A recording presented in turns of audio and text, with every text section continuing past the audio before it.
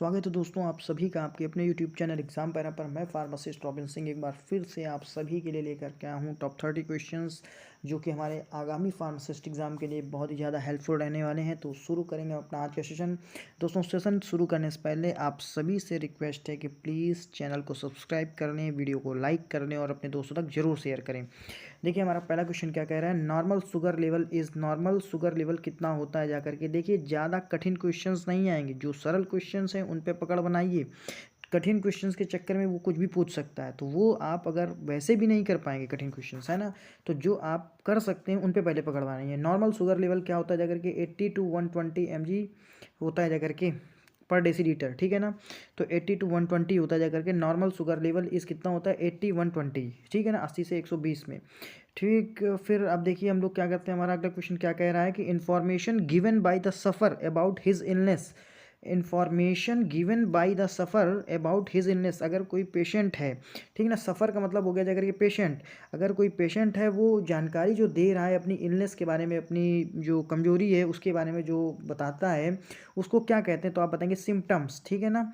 Symptoms, जब आप doctor के पास जाते हैं तो अपनी बीमारी के बारे में बताते हैं कि मुझे ये दिक्कतें आ रही हैं, तो उसको क्या कहते हैं, सिम्टम्स। तो information given by the suffer about his illness is called symptoms, ठीक है ना। फिर क्वेश्चन नंबर 3 की तरफ चलेंगे। देखिए क्या कह रहा है, smallest bone in human body. तो ह्यूमन बॉडी में स्मॉलेस्ट बोन कौन सी होती है, देखिए इसको BODY कर लीजिए, बॉडी।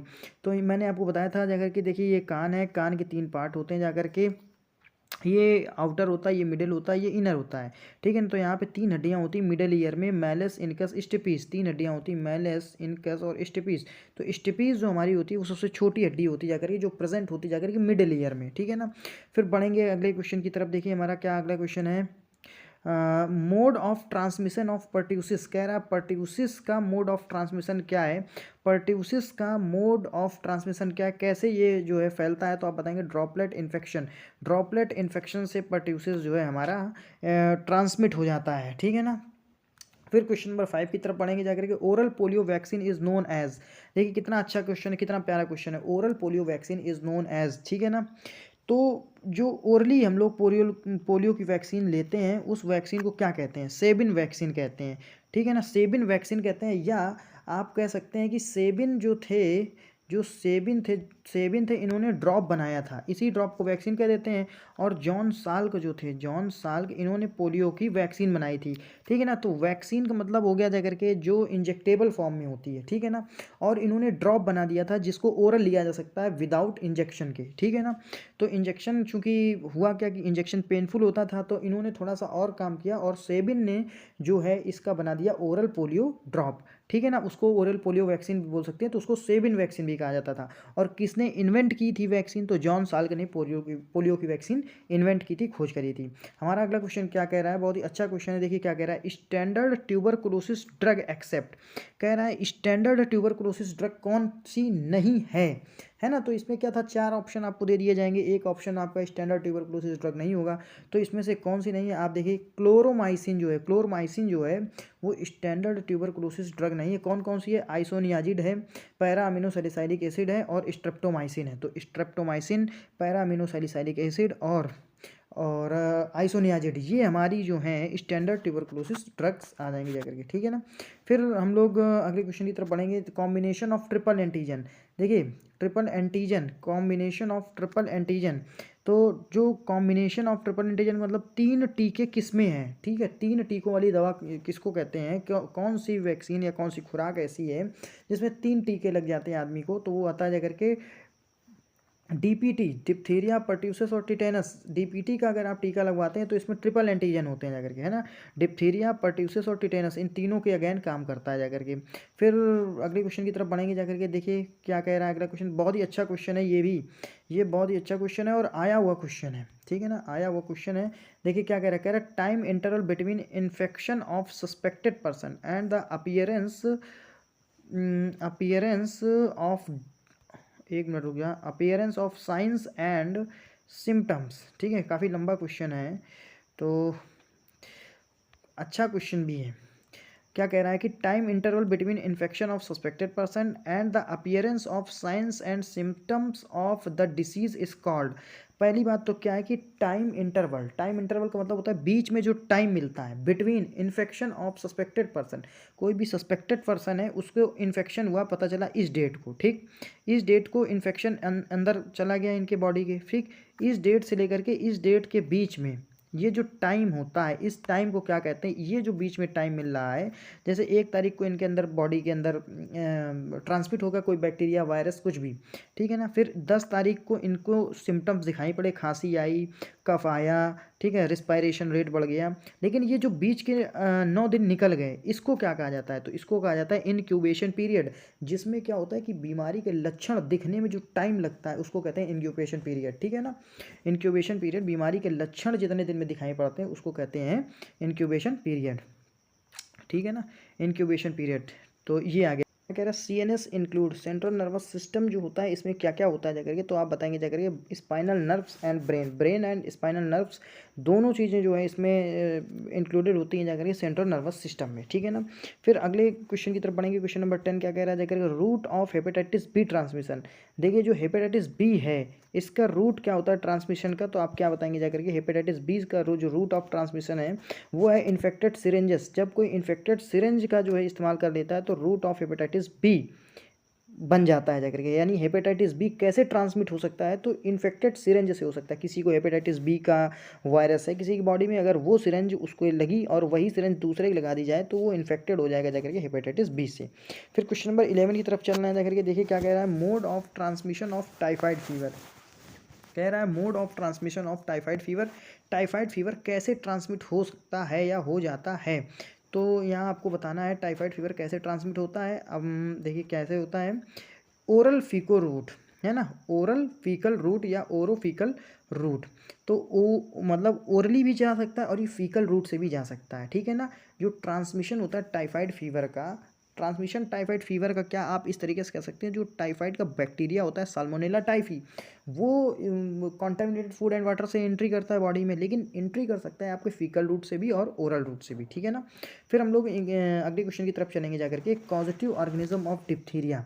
डिप्थीरिया का कॉजेटिव ऑर्गेनिज्म क्या है ना, causative organism of diphtheria, diphtheria का कॉजेटिव ऑर्गेनिज्म क्या है, किसकी वजह से डिप्थीरिया होता है, तो आप बताएंगे कॉर्नी बैक्टीरियम डिप्थीरिया है ना, कॉर्नी बैक्टीरियम डिप्थीरिया ये होता है कॉजेटिव ऑर्गेनिज्म ऑफ डिप्थीरिया का। तो डिप्थीरिया का कॉजेटिव ऑर्गेनिज्म क्या है, कॉर्नी बैक्टीरियम डिप्थीरिया। और डिप्थीरिया के लिए जो आइडेंटिफिकेशन टेस्ट है उसको क्या कहा जाता है, सिक टेस्ट कहा जाता है, तो सिक टेस्ट फॉर द डिप्थीरिया। फिर अगले क्वेश्चन की तरफ बढ़ेंगे। क्वेश्चन नंबर 13 क्या कह रहा है, क्वेश्चन नंबर 13 कह रहा है जाकर के, incubation period of measles. Measles का इंक्यूबेशन पीरियड कितना होता है जाकर के, तो आप क्या बताएंगे जाकर के कि 7 to 14 डेज। कितना होता है जाकर के, 7 to 14 डेज ये होता है incubation period of measles. Measles का इंक्यूबेशन पीरियड कितना होता है, 7 to 14 डेज, 7 से 14 दिनों का टाइम होता है मीजल्स में, ठीक है ना। फिर अगले क्वेश्चन की तरफ बढ़ेंगे। क्वेश्चन नंबर 14 क्या कह रहा है कि पेनफुल मिक्ट्यूरेशन इज, पेनफुल मिक्ट्यूरेशन इज, तो ये आप क्या बताएंगे जाकर के, ये होता है जाकर के आपका डायसूरिया।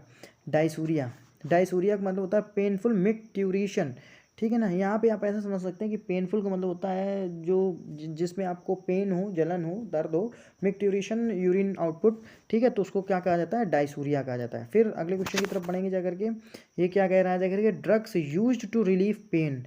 Drugs used to relieve pain, इनको क्या कहा जाता है जाकर के, एनाल्जेसिक कहा जाता है। सिंपल सा क्वेश्चन है, एनाल्जेसिक किसको कहा जाते हैं, ऐसी ड्रग्स जो कि पेन को रिड्यूस करते हैं एनाल्जेसिक कहलाते हैं, ठीक है ना।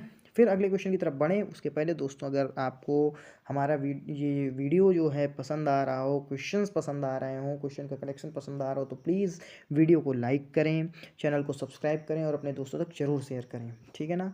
बढ़ेंगे हम लोग अपने अगले क्वेश्चन की तरफ। Hormones secreted by the testis, कह रहा है टेस्टिस से कौन कौन से हार्मोन्स सिक्रीट आउट होते हैं, तो देखिए टेस्टिस से आपका एंड्रोजन सिक्रीट आउट होगा जाकर के। एंड्रोजन क्या होता है जाकर के, एंड्रोजन जो होता है ये मेल हार्मोन्स होता है जाकर के, जो मेलनेस को बढ़ावा देता है जाकर, पुरुषत्व को बढ़ावा देता है, ये होता है एंड्रोजन। और estrogen, estrogen hormones main hormones होता है फीमेल्स में, ठीक है ना, फीमेल्स में, ये फीमेल्स के जो प्रॉपर्टीज़ हैं उनको बढ़ाता है जाकर के, ठीक है ना। और क्वेश्चन नंबर 17 पे चलेंगे जाकर के, कह रहा है 1 tea spoon contains, 1 tea spoon में क्या होता है, तो आप बताएंगे 1 teaspoon contain 5 ml। 1 table spoon contain, अगर आपसे कह दिया जाए कि 1 टेबल स्पून में कितना आ जाएगा, तो आप बताएंगे 15 ml। ठीक है ना। अब अगले क्वेश्चन की तरफ बढ़ेंगे जाकर के, कह रहा है 1 ml कंटेन्स, 1 ml में कितने ड्रॉप्स होते हैं जाकर के, तो आप बताएंगे 1 ml contains how many drops, तो आप बताएंगे 20 ड्रॉप्स। 20 ड्रॉप्स होते हैं 1 ml में। देखिए ये जो है सीधे सीधे आते हैं जाकर ये क्वेश्चन कि 1 ml contains how many drops, 20 drops. ठीक है ना। फिर average weight of new born baby का एवरेज वेट कितना होता है जाकर के, तो आप क्या बताएंगे जाकर के कि 3 kg। एवरेज वेट जो होता है किसी भी न्यू बॉर्न बेबी का वो होता है 3 kg।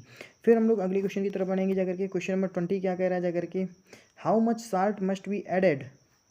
देखिए क्या कह रहा है, how much salt must be added to 1 litre of water to make a solution of normal saline. How much salt, कितना साल्ट हमको ऐड करना चाहिए 1 लीटर पानी में जब हमें इसको नॉर्मल सलाइन बनाना है, तो आप क्या बताएंगे जाकर के 9 ग्राम आप साल्ट जो है 9 ग्राम साल्ट ले लीजिए और उसको ऐड कर दीजिए 1 लीटर पानी में, अगर आप उसको नॉर्मल सलाइन बना रहे हैं तो। ठीक है ना। फिर हम लोग अगले क्वेश्चन की तरफ बढ़ेंगे जाकर के, number of vertebra in the sacrum. देखिए बहुत ही अच्छा क्वेश्चन है, number of vertebra in the sacrum. Sacrum में वर्टिब्रा की संख्या कितनी होती है, तो आप बताएंगे जाकर के 5। ठीक है ना, 5। तो number of vertebra in the sacrum is equal to 5। फिर अगले क्वेश्चन की तरफ बढ़ेंगे जाकर, number of chromosomes in a cell. देखिए सरल क्वेश्चन है लेकिन याद कर लीजिए उसमें क्या है, number of chromosomes in a cell, तो ये होता है 46। देखिए इसमें सरल क्वेश्चन मैंने इसलिए डाले कि आगे जब आपके टफ क्वेश्चन आए तो आपको ये ना लगे कि थोड़ा सा हमारा कॉन्फिडेंस डाउन हो रहा है। यहाँ पे क्या थोड़ा सा कॉन्फिडेंस आपको बूस्ट होगा, जैसे जैसे कॉन्फिडेंस बूस्ट होगा 8 दिन में आपको 16 लेक्चर मिल जाएंगे अप्रॉक्सीमेटली, और 16 लेक्चर्स में आपका काम लगभग आपको लगेगा कि नहीं हमें कुछ बेनिफिट हुआ है।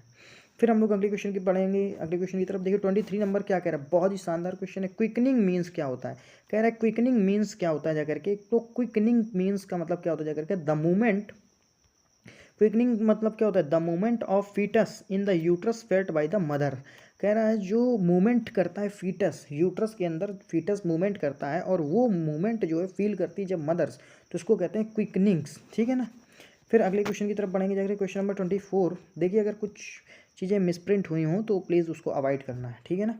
Cholera is caused by a bacterium called, जो कॉलरा होता है वो एक बैक्टीरिया से कॉज्ड होता है जाकर के, होता है जाकर के कॉर्ना, तो उस कॉलरा, तो उस बैक्टीरिया को हम लोग क्या कहते हैं जाकर के, विब्रियो कॉलरी, है ना, Vibrio cholerae. Cholera is caused by a bacterium called Vibrio cholerae.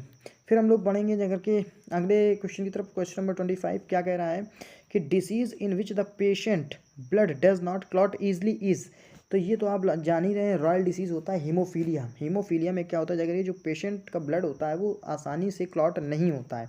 ठीक है, तो ब्लड का लॉस ज़्यादा होता है। फिर क्वेश्चन नंबर 26 की तरफ बढ़ेंगे जाकर के, देखिए 26 नंबर ऑफ क्वेश्चन क्या कह रहा है, discolouration of teeth is caused by a kind of antibiotics called. देखिए सीधे सीधे आपसे क्वेश्चन पूछा जाता है, दिस एंटीबायोटिक्स, मतलब आपको एंटीबायोटिक्स का नाम दे दिया जाएगा और पूछा जाएगा इसका साइड इफेक्ट क्या है, तो यहाँ पे क्या है, टेट्रासाइक्लिन। आंसर क्या करेंगे कि tetracycline. Discolouration of teeth is caused by a kind of antibiotics called tetracycline. Tetracycline क्या करती है, डिसकलरेशन ऑफ टीथ कर देती है, यानी जो हमारे टीथ हैं उनका कलर चेंज हो जाएगा जाकर के। ठीक, फिर हम लोग अगले क्वेश्चन की तरफ बढ़ेंगे जाकर question number 27, caused by the fungus. तो caused by the fungus, fungus से क्या होता है जाकर के, एथलीट फुट होता है जाकर के, टीनिया पैडीज होता है जाकर के। क्वेश्चन नंबर 28 की तरफ पढ़ेंगे, फाइलेरियासिस इज ट्रांसमिटेड बाय, जो फाइलेरिया होता है जाकर के वुचेरिया जंतु से होता है जाकर के। फाइलेरिया किससे होता है, वुचेरिया जंतु से होता है।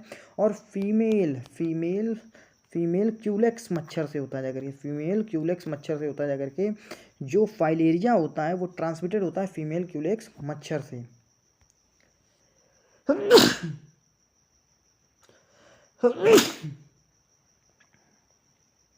तो देखिए फाइलेरिया किससे होता है जाकर के, फीमेल क्यूलेक्स मॉस्किटो से फाइलेरिया होता है।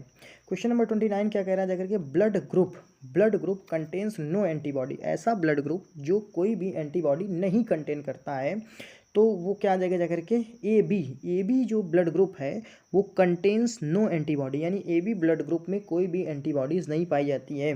ठीक है ना, ए बी जो ब्लड ग्रुप होता है इसमें कोई भी एंटीबॉडीज़ नहीं पाई जाती। ऐसे याद कर लेंगे, क्योंकि ए बी को कहते हैं यूनिवर्सल एक्सेप्टर, और कौन सा, ए बी पॉजिटिव। अच्छा, ये कब एक्सेप्ट करेगा? जब इसके पास कोई भी एंटीबॉडी नहीं होगी। ये समझाने के लिए बता रहे हैं। एंटीबॉडी क्या करती है? एंटीजेंस को मार देती है। अच्छा, ब्लड ग्रुप में पाए जाते हैं एंटीजेंस। अगर कोई एंटीजेंस तुम्हारे पास आएगा और तुम्हारे पास एंटीबॉडी है तो उसको किल कर देगा, ठीक है ना। यहाँ पे ए बी के पास कोई एंटीबॉडी ही नहीं है, तो इस तरीके से क्या होता है, ए बी सब चीज़ें एक्सेप्ट करता है किसी को बिना किल किए, है ना। ऐसे याद कर सकते हैं। तो blood group contains no antibody A B, ठीक। फिर क्वेश्चन नंबर 30 की तरफ चलेंगे, जो कि आज का हमारा लास्ट क्वेश्चन है। देखिए क्या कह रहा है, disease that spread through sexual contact, disease that spread through sexual contact. तो यहाँ पे आ जाएगा जाकर के AIDS, acquired immunodeficiency syndrome. AIDS जो होता है हमारा, वो सेक्सुअल कॉन्टैक्ट से भी हो सकता है। साथ ही साथ और दूसरे भी रूट्स होते हैं, जैसे इन्फेक्टेड निडल्स सिरेंजेस वगैरह लग जाए, किसी के इन्फेक्टेड ब्लड चल जाए, ब्लड चला दिया जाए, है ना। तो ये सब कुछ कारण होते हैं। फिर देखिए दोस्तों, तो ये थे हमारे आज के 30 क्वेश्चंस। अगर आपको क्वेश्चंस अच्छे लगे हो तो प्लीज़ हमारे इस वीडियो को लाइक करें, चैनल को सब्सक्राइब करें और अपने दोस्तों तक जरूर शेयर करें। हम आपके लिए सुबह और शाम ESIC फार्मासिस्ट, एम्स फार्मासिस्ट, जब तक ये फार्मासिस्ट के एग्ज़ाम नहीं हो जाते हैं, ESIC फार्मासिस्ट तक हम आपके लिए सुबह और शाम दो जो है वीडियो लाएंगे, जिसमें इंपॉर्टेंट क्वेश्चंस का करेक्शन रहने वाला है, ठीक है। और एम्स फार्मासिस्ट तक आपको जो है दिन में 2 वीडियो मिलेंगे। Thanks for watching the video. Thank you so much.